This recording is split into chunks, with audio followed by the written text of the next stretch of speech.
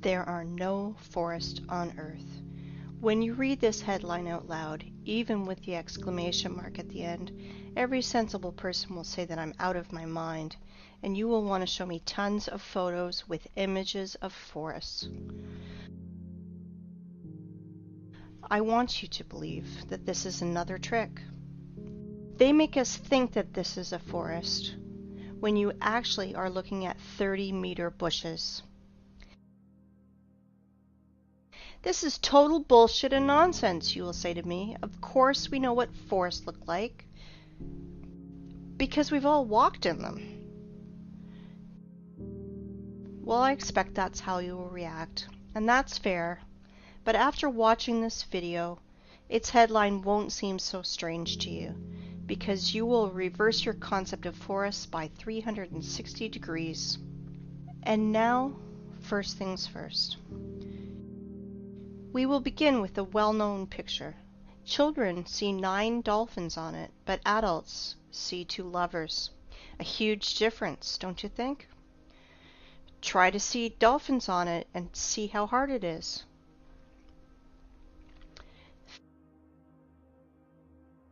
Feminine fruities just won't transform into dolphins for most adults. And that's funny because it's the opposite for kids. There is only one picture, but we see it completely differently. What is more, children and adults can't exchange perceptions. Why is this the case?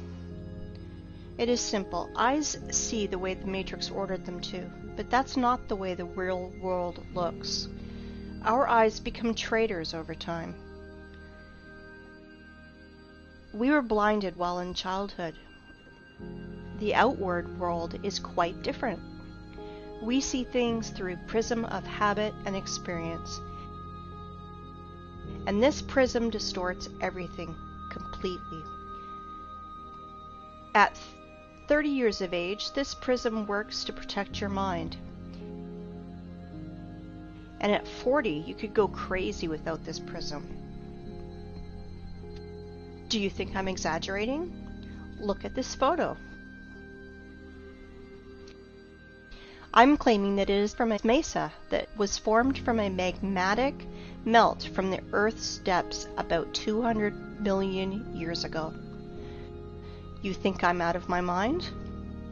Maybe you're out of your mind. You will understand soon. We'll come back to this plot of grass later. For now, remember how we bumped into this old stump. Sometimes humans even try to take photos trying to hug the unhuggable trunk of a tree. But really, think about it. Old trees are a rarity. They are all registered, they are tracked, and are being kept in reserves, like memorials of nature. There is an uproar on the internet about forests. Why all forests in the earth, even in Siberia, are not older than 200 years old? Where are all the giants?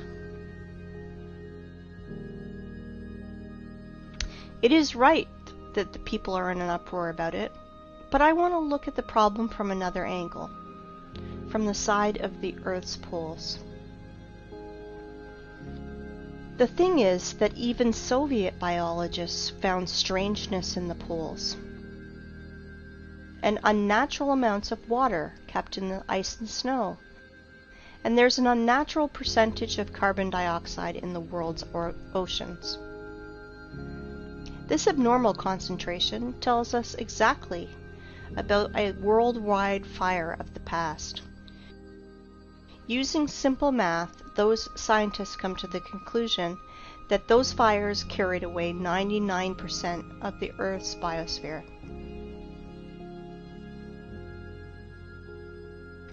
We all know that living cells consist of hydrogen and carbon, so the ice on the poles are made mostly from water, from burned organisms.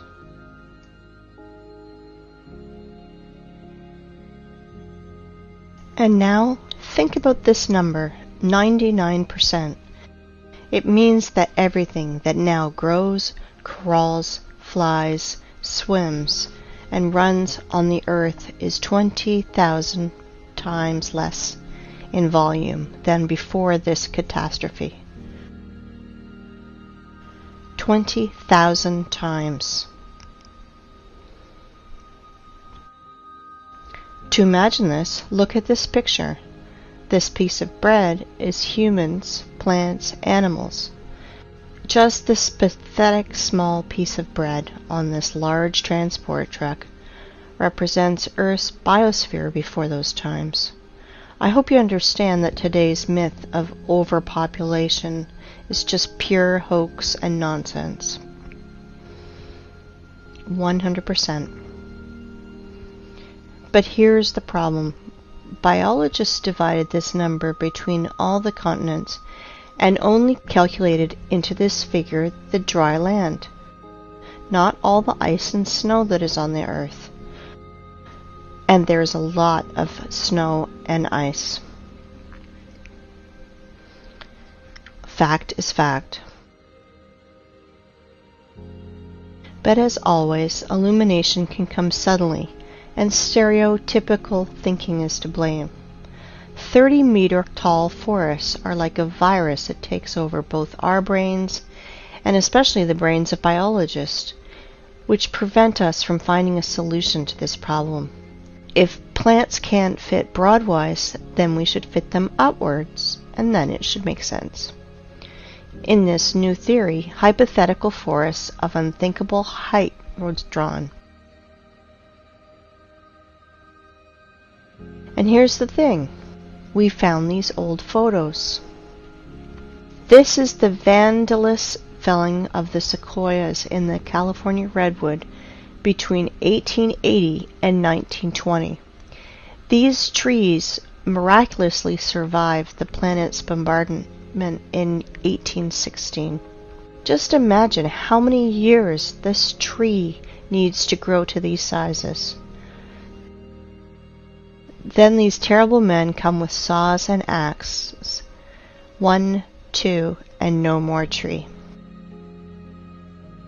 In proportion of this tree, we can see a rule. The diameter of the stump is 3 times bigger than the woodcutter's or feller's growth. Let's look at this formula. You just think about it. You are entering a forest that is not usually 30 meters, but 100 meters. Here are your fairy forests from fairy tales and books. Forests that are lost because of such barbarians. I understand that they are just wage workers, and they must feed their families, that this is just an order from above. But if every single woodcutter refused to carry out these criminal orders, all the forests would be saved, because their demon bosses are too arrogant to do it with their own hands. And that is why I will send these merry woodcutters' defenders to a well-known place. Look at this photo carefully. They look like satanic bacterias that want to kill the forest organism. For those who think that trees were killed just because of wood materials, I want to dispel your claims. Trees are energy generators. They produce constant electricity, oxygen from photosynthesis, food. They have a root network and are programmed to exchange data. Our ancestry had a theory that trees are programmed to keep data from everything on the planet and save it in their information portal in their carbon fibers. I do not know the reason, but some sequoias that these vandals left alive even put a fence around it and called it a wildlife sanctuary. Of course, park guides will tell you tales from the crypt. How in the stupid Zoic era, stupid sores scratched their booty on the old sequoias of California. Let's summarize everything. Remains of the giant trees of the past are found. and homeless ice and snow of the poles took their place in the mosaic. It seems like everything is clear, but it is not. Nothing is so simple. If we take myths and legends of all nations, you can find lots of stories about people, animals, and plants morphing into stone. This is normal because paleontologists all over the world dig petrified fossils of humans, animals, and plants. There are so many of them that old museums are overfilled with petrified fossils of clovers, frogs, lizards, pieces of dinosaurs, and so on. Frogs and clovers are fine, but what about the forests? Guys, where are the trees? Old sequoias of California do not fit here because they are made of carbon. It means they are not related to the Silicon era. Why do I know this? First off, they were cut and sawed by standard instruments. All axes and saws would break if they had to cut silicon. So where are the silicon trees, if those giants from carbon are not related to the Silicon era? Guess what? They were found. Guess where? In the same North America, in Arizona to be precise. Ah, this zone of the Aryans. There are so many things going on there. The giant quarry that is now called the Grand Canyon. Like one person under the nickname Wake Up Human said, it is an apogee of the cynicism to name quarry waste as a national park. It is not a national park. It is just a quarry. And think what the ancient Russian word's root kolo is doing in the opposite part of the world. And the root ra, I won't even mention. Here is the city of Aryans, from which left only the vortex that made Hooligan meteorite 50,000 years ago. That's how Wikipedia is telling us this total bullshit. Oh, and by the way, here are our silicon trees. I wanted to introduce to you the museum under the open sky. Petrified trees here are just scattered in the desert and also fenced. Everyone today can visit this circus called Petrified Forest National Park. In this park, petrified fossils are not common. They are unique. If turtles and frogs were petrified in pale gray boulders, then this trees morphed into semi-precious stones.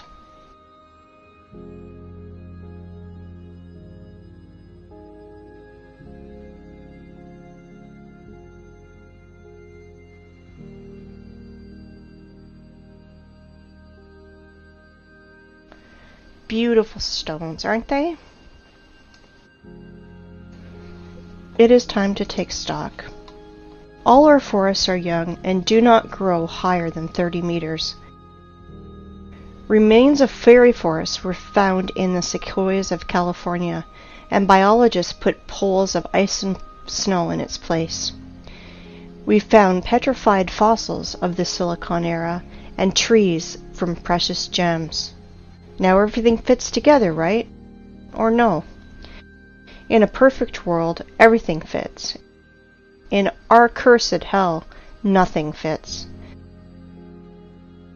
Since that time, when I was a kid and I saw petrified fossils on a TV show, I was tormented by that question.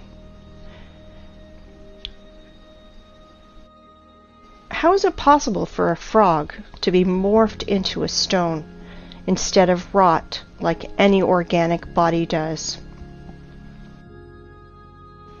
Let's see what Wikipedia tells us. Special rare conditions must be met in order for the fallen stem to be transformed into fossil wood or petrified wood. In general, the fallen plants get buried in an environment free of oxygen, which preserves the organic structure and general appearance. I understand this is dry British humor. If not, I will try to explain. You need some spontaneous disaster. For example, a volcanic eruption, tsunami, clay rain, which would quickly cover the frog and mammoth and make conserves from them, where bacteria won't decompose the corpse to the state of stinking manure. In other words, to make the body petrified, you need to cover or engulf the body and to compact it. According to so-called scientists, the tissue was organic, and then it magically turned into silicon. SiO2. Remember this formula. If you have ever buried your home pets, you can quickly run and dig them out. Your beloved pet is petrified, and you can put his statue on your table. Want to reproach me for such black humor? Redirect that to the official science community, which sells us such bullshit. A dead body has only two options. Dry up like an insect in a piece of amber, or the second option, just simply rot. Organic bodies will never turn into rubble. Never. This absurdity is invented to hide the truth. Magical morphing into stone is a little thing. Transforming wood into semi-precious stones, this is where the lies and ignorance become uncontrollable. Tell me how a stick of wood can become a semi-precious stone. You may have no answer, but I do, and we will discuss this later. For now, let's analyze what these gems show. I do not know about you, but I am confused by 3 points. First of all, according to the official story, these trees lost in an unequal battle against a neighbor volcano. Attention, 225 million years ago. But wait, there's more! This wood not only burned and held fire, not only rotted into the wet ground, against all the laws of physics, chemistry, and biology, just transmorphed into precious gems. David Copperfield is nervously smoking on the sideline. But this is not the end. Trees are not broken. Trees are sawn into even, accurate pieces. Well, I want to know the name of this brand of chainsaw that Aborigines use for this. I am joking, of course, but the conclusion is that this is not a museum, but stage theater. These trees were sawn and brought here by someone. You know, only a true fool would believe in the magical transformation of wood into precious stones and gems. Here's another question. For what purpose did they make this circus with all these scattered pieces of silicon life form? And did you pay attention to how small these silicon trees are? They are incomparable, even with the sequoias of California. But this one is simple. They are not trees. They are trees' branches, giant silicon trees. And these trees were so big that American sequoias near them look like sticks near the baobab. And while tourists are freaking out over these precious gems, no one is paying attention to the background because everything is hidden in plain sight. To understand what I'm talking about, let's return to our favorite plot of grass. And I want to ask you, what do you see? A tree stump in the daisies? But I continue. This is mesa that was formed from the magmatic melt from the Earth's depths about 200 million years ago. Do not believe me? And now? Let me introduce to you, this is Devil's Tower, mesa, or so-called laccolith, that was formed from a magmatic melt from the Earth's depths about 200 million years ago. At least that's what Wikipedia tells us. And billions of people believe that this is mesa, laccolith, or a mountain. Really? Let's come closer to our tree stump to look at his fantastically inexplicable columns. Let's look in the Wikipedia ones again. Igneous rock is formed through the cooling and solidification of magma or lava. Really? What a smart magmatic melt! It's just stood still and froze in the appearance of a perfect hexagonal column for 300 meters in the sky. You can synchronize your instruments with these miraculous columns. Were they squeezed out of cream injector, then tied in a bun like a broom, and then a big giant fan blew near to help the columns to curdle faster? Maybe the columns of Parthenon or Isaac's Cathedral were built in the same way. Gentlemen scientists, are you out of your mind writing this garbage? Humans, are you out of your mind believing this garbage? Claiming that this geometrical masterpiece appeared as the result of a lava fountain is the same bullshit as claiming that a racing car appears on the track because of an explosion at a Ferrari factory. Have you ever seen what a fountain of lava looks like? In those times, lava had artificial intelligence. Really? Comparative analysis. All columns are hexagonal. Why exactly hexagonal? Because the universe's masterpieces are built in this form. There are no snowflakes exactly the same, but all of them are in a perfect hexagonal shape. Bees, too, without the knowledge of mathematics, correctly identified that the regular hexagon has at least perimeter among all the other shapes of equal area, so you can fill the shape most efficiently. When bees build honeycombs, they instinctively try to make them as roomy as possible and spend as little wax as possible. Hexagonal shape is the most efficient, economical figure for building a honeycomb. Blind sheep cannot understand that our universe is fractal. That is why there is no difference in what scale you study it. In the scale of a mountain or the scale of a tree that everyone has outside their window. And now let's open a botany textbook. Let's find the structure of any plant and let's compare it with our giant stump. We won't go deep into this. We only want facts that fall into our hands from the stump's photos. So it will be useless to try to argue against those facts.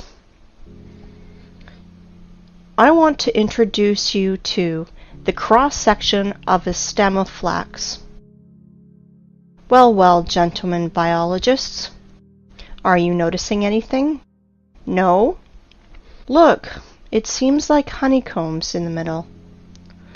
Wowzers, and they are all hexagonal. Well, what a coincidence. If we remove skin around this flax, our stump skin is the same. Let's look at the small rocks around it, and guess what? Flax looks exactly like our stump from the bird's eye. They look identical. Exactly. The stump's fibers, like the fibers of the flax, has a hexagonal shape that is strictly preserved. It is geometrical the entire length of the stem, and that is as much as 384 meters. I want you to pay attention. The stump's fibers are even stricter in their proportion, as we learn from the botany textbooks. They are no different for the whole length, but are relative to each other. It is a branch of armature hexagonal cross-section after leaving the metal rolling mill. The fibers are not attached to each other, since they freely exfoliate and fall as the stone erosion goes. Each fiber out of our stump is covered with a thin skin, exactly like fascia, a thin sheath of fibrous tissue enclosing a muscle or other organ. As you see, petrified skin contacting winds and moisture is cracking, exfoliating, and showering, and this is direct evidence that the fibers of the stump consist of at least two components placed inside each other. Fibers do not go into the ground vertically. They gradually bend to transform into the root system like every tree does. As you can see, the official story of spontaneous and accidental solidification of lava is 100% bullshit and falling apart quickly. In 1977, Hollywood made a film called Close Encounters of the Third Kind, with Devil's Tower playing the main role, where we were told 100 times that this is a mountain where we can meet aliens. But this garbage is suitable for fools only. But where were your eyes, gentlemen? Hey, biologists, geologists, paleontologists, are you here? Do you study the world in a welder mask? And now, let's find out the height of the tree, which was a stump one day. Let's use the formula that I mentioned earlier. The diameter of our stump is 300 meters at the base. So if we calculate 300 over 20, we will get the height of, are you ready? 6 kilometers, 19,685 feet. Just think about it. Everything is learned in comparison. I think we can put a big fat dot in here. Devil's Tower is a giant stump of a giant silicon tree with all the attributes of a normal stump that everybody's seen. But we should not underestimate the matrix that keeps all the cattle in the stables. I am sure that after such clear evidence, there will still be deep sleeping people who will ask for more. If you think that that's all my arguments, I want to disappoint you, because I have so many trump cards up my sleeve, and I will enjoy every moment that I will throw them on the table. Well, we figured out everything about this stump. Let's move to another one. Yes? And you thought that this was the only one? You just need to remove your blinkers and you will see so much. Let me introduce to you Giant's Causeway in Ireland. Notice something familiar?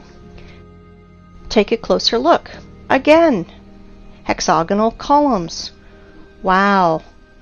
If you did not notice the similarity to the Devil's Tower's fibers, you must be 100% blind. This is the same giant stump, but now it did not come out of the ground. This tree grew right on the sea's shore. The Giant's Causeway consists of almost 40,000 columns of such geometrical proportions that all the bees in the world would be jealous. Of course, all nerds declared it to be a national nature reserve. Like I mentioned before, as one person named Wake Up Human said, it is an apogee of the cynicism to name quarry waste as a national park. In which connection is quarry waste here? I will say later, but guess what the official science bleats about this Irish stump? Giant's Causeway is an area of about 40,000 interlocking basalt columns that result of an ancient volcanic eruption. Volcanic eruption! Please tell me how to stay calm and not erupt in a fountain of swear words in the direction of this science society. It is hard, very hard, but I will try because our enemies only want us to do it. I have only 2 questions. First of all, how many years was C.C. Campbell in a coma?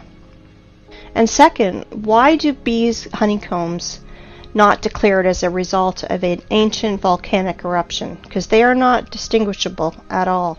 It's no less strange why street sidewalk tiles are not declared as a result of an ancient volcanic eruption.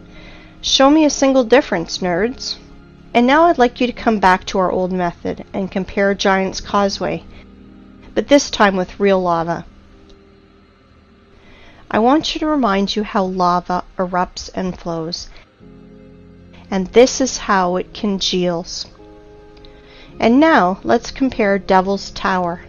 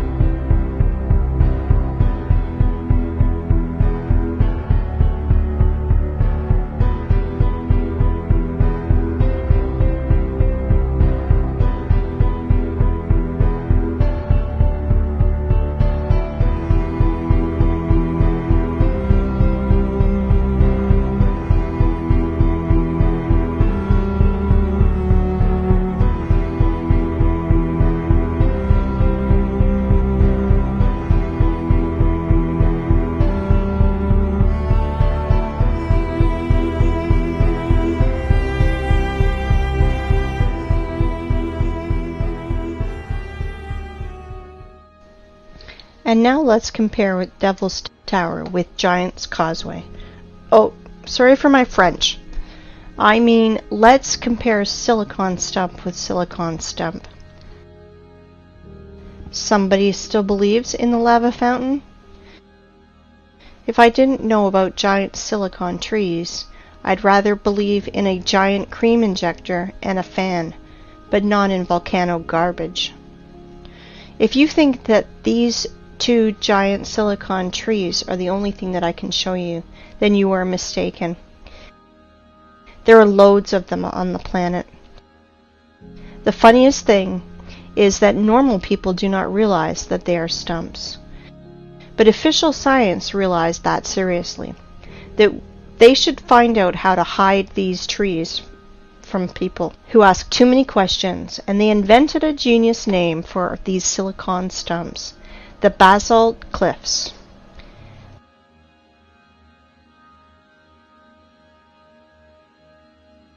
I want you to pay attention to these two pictures where fibers hang from the ceiling. How can volcanic version explain that? Lava was dripping, but its drops did not fall to the ground. The drops stuck by their hexagonal honeycombs to the major neighbor drops, which somehow reached the ground. Look at this picture. Just an everyday photo with this girl. It's good. But the only thing she does not realize is that she's sitting near the stump of a silicon tree. All artifacts are in plain sight, but the prism of the matrix do not allow us to see 9 dolphins. There are tons of silicon stumps in the network. You can research this topic yourself. Google will help you. Let's move forward. I want to introduce to you one more hexagonal miracle of the earth that is of silicon nature. I want to introduce you to the biggest salt lake in the world, Salar de Uyuni in Bolivia. As you can see, not everything is so simple as it is written in textbooks and shown on the Discovery Channel. Our tradition wanted to show you what Wikipedia is telling us about these hexagons. But the fibers of silicon stumps, Wikipedia is changing it a bit. About the hexagonal structure of South American Lake, it is keeping silent, like a fish, like there's none of them. But they are there, absolutely there. You won't believe it, but Wikipedia is not the only thing that's silent. After hours of research, I found nothing about this hexagonal structure. And only in one place I found a single phrase, like, "Look, how interesting this dried and cracked salt." And then I fell into a stupor. First of all, under the blazing sun's rays, every surface cracks like this. But not in hexagonal shape, like honeycombs. Secondly, cracks are deepenings between the fragments of surface, but I see elevations. And this is opposite to the cracks. It looks more like fiber fascia, like the silicon stumps one. And the third thing, why is all the salt surface in exactly a hexagonal shape? If the official story is not a sensible explanation, let me tell you my opinion. As Wake Up Human says, there are no salt lakes, just sludge settling tanks. I agree with him, but this is not the case. And here's why. I think that you've already realized that honeycomb's hexagonal shape is an attribute that belongs exclusively to living organisms. Either is the possession of a queen bee, snowflake structure, or plant's fiber. As we see with our own eyes, Salar de Uyuni is not just a giant layer of salt. It was a living being of the silicone form of life, which was scraped out by the adepts of technocracy, by their machines. Now you understand how far we are from reality? If we can't even imagine a giant tree, then how can we imagine a creature from salt, 10,000 kilometers wide? Then the height is impossible to imagine. Now you understand that 7,500 years ago, our planet was so fantastic, fabulous, and beautiful that Cameron with his avatar is a poor substitute. All that is left to us is a desert, which we have turned into a scrapyard. And what I mean by saying scraped out by their machines, well, to be short, while our society was sleeping in this matrix, working 9 to 5 hours a day, doing useless things, dreaming useless dreams, our planet was literally being scraped out, and they are scraping it out now with their giant graders and machines. I will show you later. Well, the theoretical part is over now. It's time for the climax, and we are close to the runway. But before, we should return to our first stump and see one strange thing. I bet you did not notice. We saw many stumps, but this one is special. It has a flat surface on top, which means it was cut down. Yes, exactly, cut or sawed. And now our imagination is asking us, who cut it? For what? What did they cut it with? I will answer this question later. We will put these questions in the background because the stump that was cut is not a single one on the planet. I will tell you even more. Devil's Tower is a small one compared to the others. Boys and girls, our aircraft is ready to fly. Of course. Well, we have no course. We will fly around the planet. Fasten your seatbelts and better hold on to the handrails, because everything you will see will overturn your notion of rocks and mountains. Let's go! While we're flying, let's play a game. Find 10 differences. Though there are only 2 differences, material and size.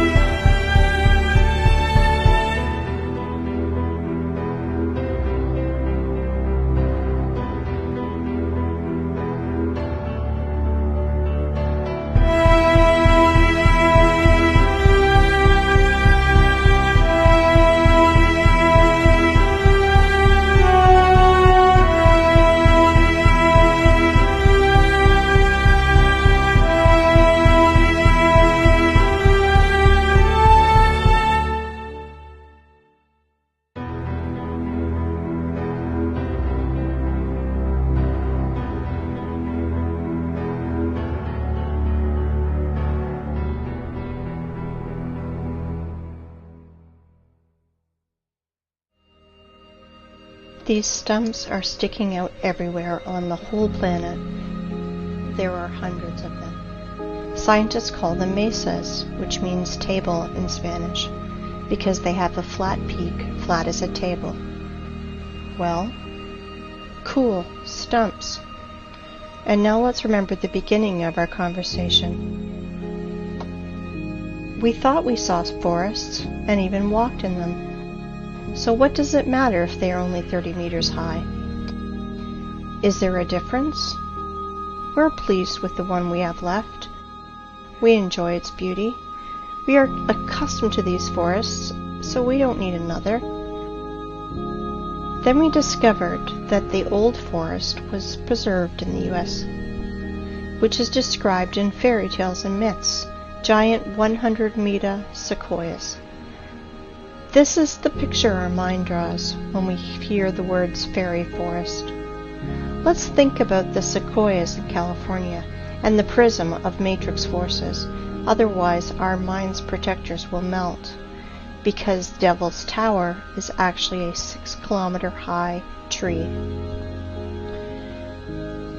But realize that Devil's Tower is a young plant compared to other trees on our planet. For example, this mountain in Cape Town in Africa is really impressive. This plateau is 3 kilometers in diameter. If we multiply 3 by 20, we will get a tree of 60 kilometers high. Do you have any clue how big its branches are? On one of the branches, you could easily place a huge residential area with all the shopping malls, schools, and parks. Just imagine how huge it is.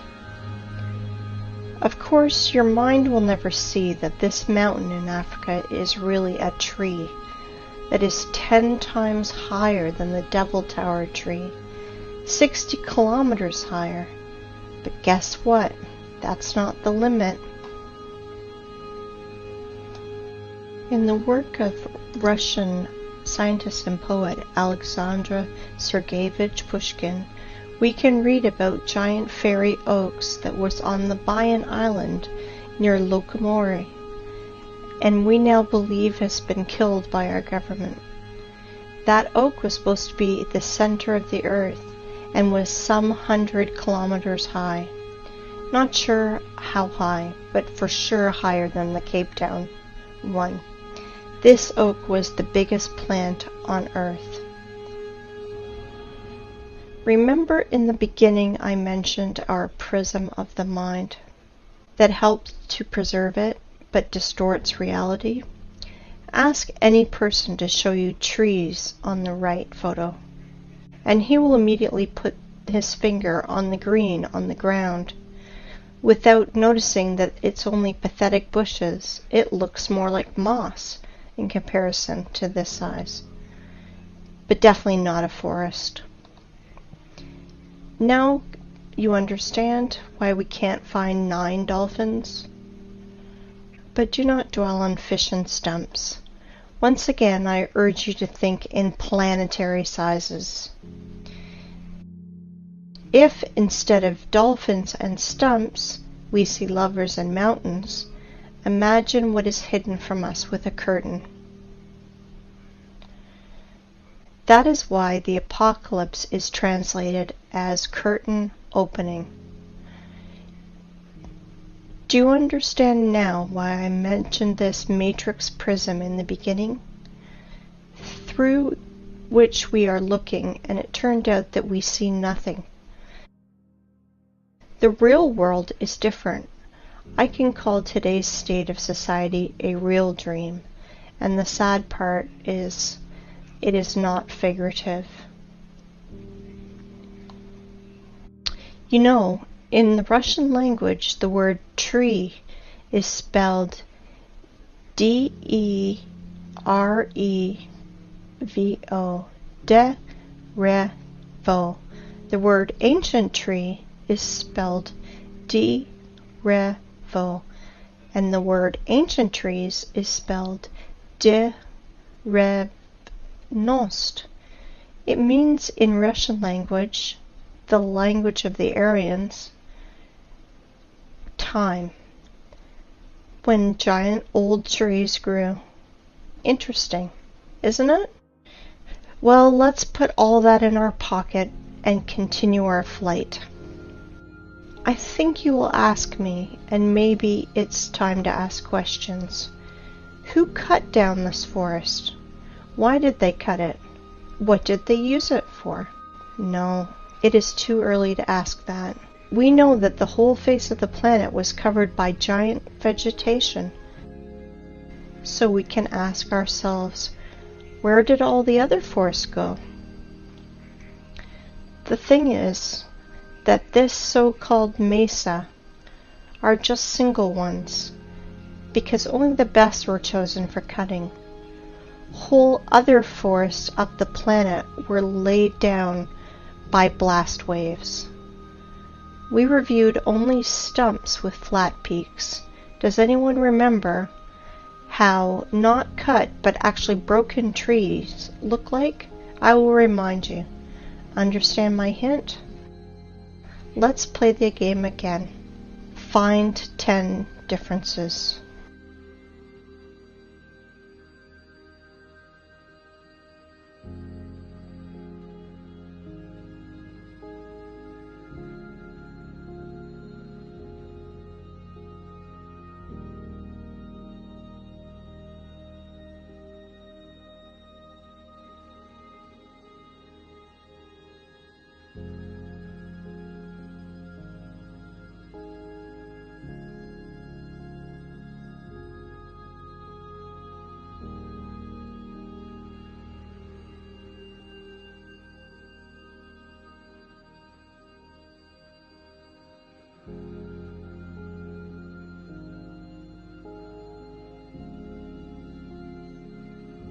I think you understood the meaning of my words.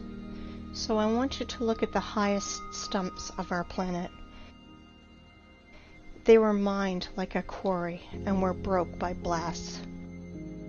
For example, the tree Everest.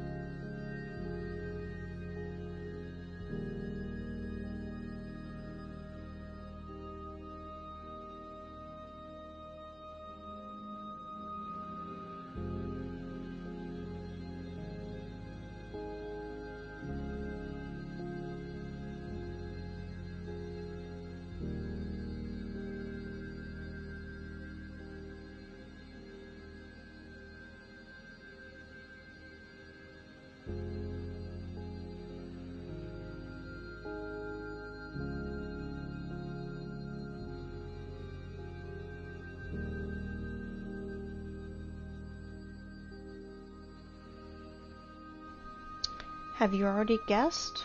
There are no such things as rocks on our planet. They are all just pieces of broken stumps. You can look at millions of photos, but the only thing that you will find is corpses of our true environment. How official science explains our origin of rocks, I think you guessed too.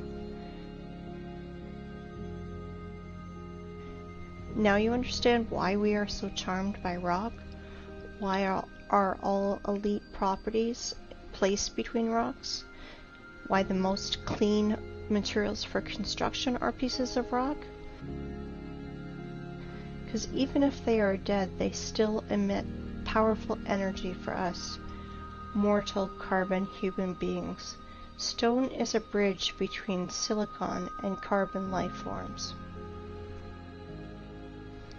And now, the important thing you must learn is how to distinguish rocks from mountains. They are completely different things. Rocks consist of solid pieces of ragged stone with fragments of fibers that reach to the sky. But mountain is just a pile of loose waste, which were brought on by giant machines. It has almost perfect cone shape, like every loose structure does. Sometimes those piles have chemical waste inside, and sometimes those wastes react with each other, and sometimes they burn, and sometimes explode. And then nerds in white coats scream that they invented a new volcano, and will immediately tell you stories from the crypt. How 200 million years ago this volcano formed those silicon stumps, and explain the origin of our street sidewalk tiles as a result of an ancient volcanic eruption. That is why there's no such thing as volcanoes, rocks, and mountains on our planet. You can throw out these terms from your vocabulary. Okay, let's fly further. So from our window you saw that absolutely all the rocks on our planet are just corpses of the silicon form of life. They are all fallen trees, you want to ask? No, not all of them have hexagonal structure like the Devil's Tower. Some of these rocks have lamellar structure or spongy structure, like our mushrooms do. Like liver is different from our heart or our lung, so our ancient world was so diverse that we can't identify or even imagine lots of species structure like our mushrooms do. Like liver is different from our heart or lung, so our ancient world was so diverse that we can't identify or even imagine lots of species and subspecies. Let me this theme was covered in detail by Pavel Ulyanov. His YouTube name is Wake Up Humans. He did revolutionary work in the theme of geology and bucket wheel excavations work. Let me introduce to you this giant cuttlefish, which is a Badger 288, one of the world's biggest rotor excavators. And this is how those machines work. They crawl on its wheel parallel to the quarry wall. Giant wheels with ladles scratch at rock and ground, leaving concave wall.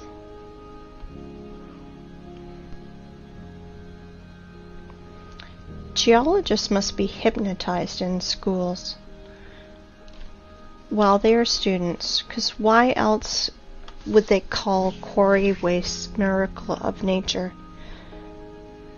Like, for example, this cliff in Australia. Want to laugh? If you do not believe in the idiocy of this last stage, just Google wave rock and check the official explanation. 100% unbelievable how people buy into this. Some people will ask which stone was part of the living plant and which not. I want to tell you that at least 7,500 years ago there were no such things as stones. Everything you find now was part of our ecosystem. But then people said they want to be gods themselves, and they screwed everything up.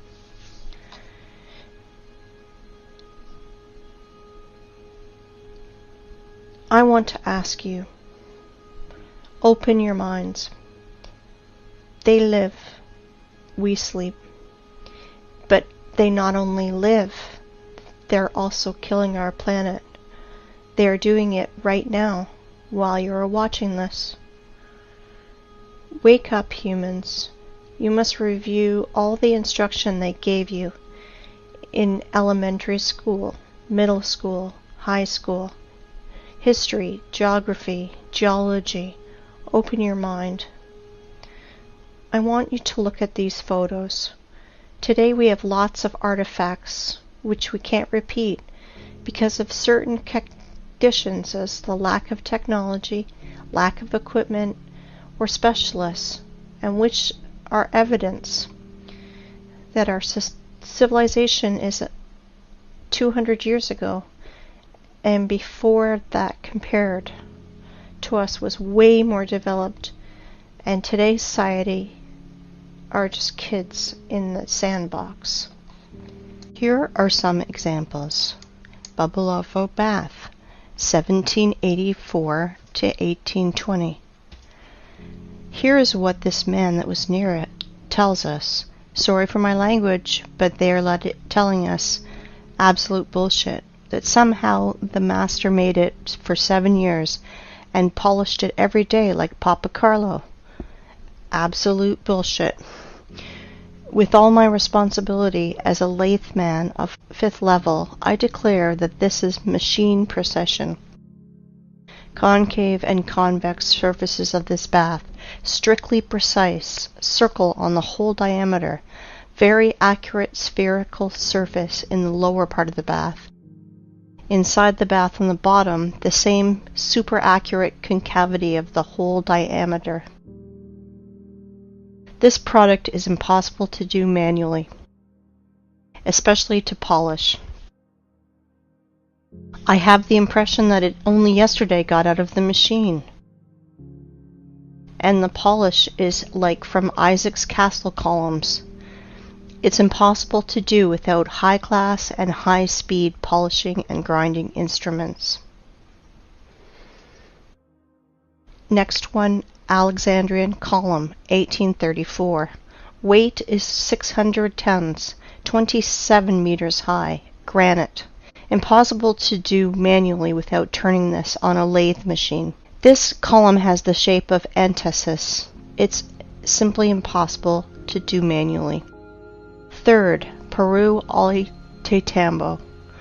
Polygonal docking of blocks. Weight is 40 to 120 tons. The level of adjustment you can see for yourself. Blocks are aligned in 3 dimensions. Capella San Severo. Made from a single piece of marble. This is impossible to do without an advanced CNC machine. For the last 50 years, there was nothing even close to the complexity of this execution. Nothing has been done by any sculptor, even with the advanced CNC machine. Marble tombstone on the monumental cemetery Strangolano Museum in Genoa. 6. Stone bridges in Sevastopol. Each polygonal stone of the bridge is essentially a single sculpture. An example of modern work. The stone on the left. By today's standards, it is considered quite acceptable. All cities on this planet were built of stone in the antique style, with pre-designed layouts of streets, avenues, embankments, and so on. All cities had a stone bastion wall. The construction volume, which is often equal to the construction volume of the whole city. Somewhere between 1780 and 1815 we experienced nuclear war. And it is likely not the first time in the world, which resulted in a nuclear winter in 1816. A year without summer. The Anglo-Saxons called it 1800 and froze to death. Here are some screenshots from Google Earth. Photos of nuclear craters in the territories such as Belarus. Such craters are easy to find. White traces around craters are broken limestone, the basic material of that time. To visualize the damage, search in Google Roger Fenton Crimea or James Robertson Crimea and see the pictures. And you will see the photos of these first war photographers that were sent to Crimea in 1853 after the nuclear war to take pictures of the siege of Sevastopol. Compare vegetation then and today. This is an example of a photo of Sevastopol by Fenton. Until the 18th century, houses were built entirely of limestone. for cutting were used advanced machines to make perfect parallelepipeds. Here are some photos of a house in Crimea. All houses in all cities of old USSR are covered in clay for 3 or 4 meters. All houses that are deep in the ground for 3 to 4 meters and have such good quality. It takes 200 years, and during the Soviet era, such masonry of limestone is considered to be very good. This is Eski Kermen. Illiterate guides will tell you that this is one of the cave cities of Crimea, where people lived. And when I asked about this track, I was told that this track was done by cartwheels of local nobility. And this is another so-called cave city of Crimea. And this is a modern quarry where limestone is mined.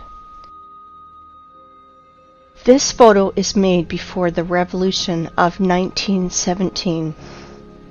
You can see that from the limestone is accurately cut segments, the bottom of which runs the railway and where a house stands. And now a very important photo of Inkerman Quarry, the name Champani, made in 1890. You can clearly see cut passageways through the hill, 100 meters in width and 80 meters high. Under the vertical wall we can see small pieces of limestone and limestone crumb that fell off because of working saw machining. In the cut holes we can clearly see houses. Some of these holes are beginning of catacombs, some of which extend for hundreds of kilometers. They conducted a large-scale underground mining of limestone. In the days of the Second World War, in the catacombs were hospitals, warehouses, headquarters, and trucks freely drove in and out of these catacombs. By the way, there are ancient catacombs in any city of the world. Near Odessa, there is a catacomb that is 2,500 kilometers long. Everything they tell us, rocks, canyons, ravines, cliffs, are just nothing more than quarry wastes. And there are very old quarries over there, and many fresh ones. This is a white rock in Belogorsk, near Crimea. It is a limestone quarry. The wall was formed as a result of the cut slope of the hill. Want to see more? Look at this passage from which a huge mass of limestone was taken. They lied to you. And guess what they call it? They call it the Valley, a beautiful wonder of earth. Check this out. This is an old photo from the 19th century. The mound of the vertical walls of limestone chips are not yet overgrown with vegetation. This is an old painting from the year 1855. We can see ancient giant quarry wastes in the background. Are you impressed by the scale of mining in just little Crimea? I want to tell you more. There is no cubic meter of land, probably 100 meters deep over the entire earth, which would not have been in its time mined, milled, masticated, and discarded. It is not a planet, but a giant quarry waste pit, where in the most violent and barbaric way the entire periodic table of Mendeleev is extracted. And now, look at these photos and pay attention to the tiered structure of the quarries and mines. The rotor excavated tiered cuts are massive. It is a formed structure with right angles when viewed from above. And now I want to show you the mountains, ridges, gorges, canyons, cliffs, in almost uninhabited ways. Often they are named by the people who discovered them. Are all academics and professors of geology and other science nerds too blind to see it? Mountain on the Kola Peninsula. I do not know the name. Mountains on Antarctica that were only discovered in 1820. Antarctica. Here are even the traces of the heavy machines and equipment. Greenland. Watkins Mountains. Look at the scale of the mining. Greenland. The flight from Frankfurt to Los Angeles. Gunbjorn. The highest mountain in Greenland.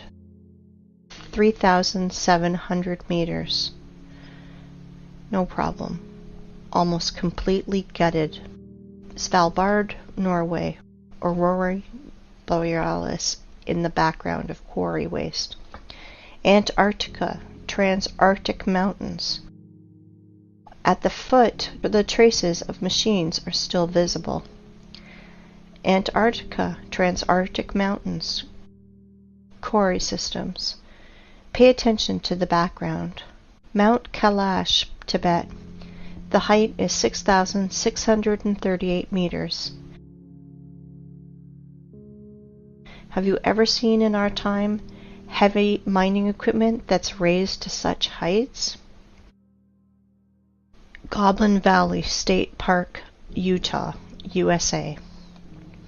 Gloss Mountain State Park, Oklahoma, USA. Grand Canyon, Arizona, USA. It's just a giant quarry, waste, gutted territory. Millions of tourists think that they are looking at a miracle of the world because they were told so. Quarry, Grand Canyon, Arizona, USA. Nowhere can we find traces of water erosion, only the shock explosive impacts on the silicon vegetation. Quarry, Rock Spitzberg. Quarry, Grand Canyon. The cut of the stone with a circular saw. Quarry in Australia, Blue Mountains. Blue Mountains from another angle. Blue Mountains, the vertical wall. Compare it with the marble quarry in the Alps. Marble mining in the Alps. Giant quarry. Do not know where. This photo is offered as wallpaper on your desktop across the internet. Caprock Canyons State Park, Texas. Again, a national park created from exhausted quarry wastes in the USA. In some quarry wastes where there is a lot of moisture, people do farming. Banao rice terraces. Again, Banao rice terraces. And this is Canyon de Chelly Nation Monument, USA. The saws apparently did tunneling. The so-called Painted Hills in Oregon. Mountains Ravine, South Africa. Orange River and Mountains. Timna National Park in Israel, just a quarry. Quarry, Green Canyon in China. Flooded quarry, Charak Reservoir in Uzbekistan. Flooded quarry, another angle. As you can see, there are no natural rocks, mountains, cliffs, and gorges on this planet. You know, while people argue on the internet how flat the Earth is, like a pancake, or maybe a little concave, our masters are literally devouring our home and turning into a desert and a scrapyard. Guess what? It appears there are quarries on our planet the size of several countries. For example, in Tajikistan, Afghanistan, Uzbekistan, Turkmenistan, Kazakhstan, and Iran, there is almost no soil in these parts of the country, because a 100-meter layer of soil and all living things on it was removed. It looks like the Ural Sea and the Caspian Sea are just giant flooded quarries. Yes, all areas in the world that is painted yellow on Google Maps are the bottom of quarry wastes. Uzgurt Plateau. In the middle of the picture is a group of cars. If you fill this quarry with a layer of water 1,500 meters high, you will get an analogy of the Sea of Azov. And this is the Sea Azov, flooded old quarry. The bottom is as smooth as a table on which rotor excavators rolled. The maximum depth is 15 meters. Perhaps thorium was mined here. The edge of the Karakum Desert, the area of which is 350,000 kilometers squared. The impression is that planetary reapers worked here. In reality, quarry, for the rest of the population, Canyon Yangakala, the wonder of the world, in Turkmenistan. In reality, quarry, for the population, Plateau Tozber, Kazakhstan. USA Monument Valley, USA. Previously, this area was several hundred meters high, up to the stumps of the silicon trees in the background. Same Monument Valley, USA. Namibia. The desert is the bottom of a quarry. Egypt. The top layer is scraped out with soil and all living things on it, also burnt by nuclear blast. Most part of Australia is cut and scraped almost completely. No soil, only red desert left. Australia, Nigeria, desert. The conclusion is deserts are 100% artificial. They emerged as a result of long-term mining activities. Even more, you can easily safely replace the words canyons, gorges, rocks, ravines, plateaus, mountain lake, and just simple lake in your vocabulary to the words quarry, mine, flooded quarry, flooded mine. Krivobor in Russia. Krivobor in a different angle. In the middle of this island, overgrown with bushes, stood a rotary excavator. Kruitvann in Switzerland, obviously the work of a rotary excavator. Siberia, Anabari quarry. And now look at this. This is pile of waste rock in Donbass. The height sometimes reaches 300 meters. Inside them are chemical reactions. They burn, and sometimes they even explode when they accumulate excess pressure, and more. Let me introduce to you this pile of waste called Vesuvius in Italy. 1,281 meters high. But science nerds will tell you that this is a volcano because it is burning. Even once it exploded. What a story. How people buy into it is beyond me.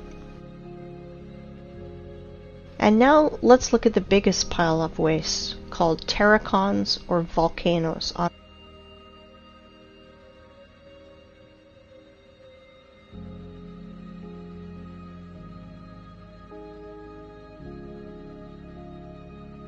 This is Terracon in Fujiyama in Japan.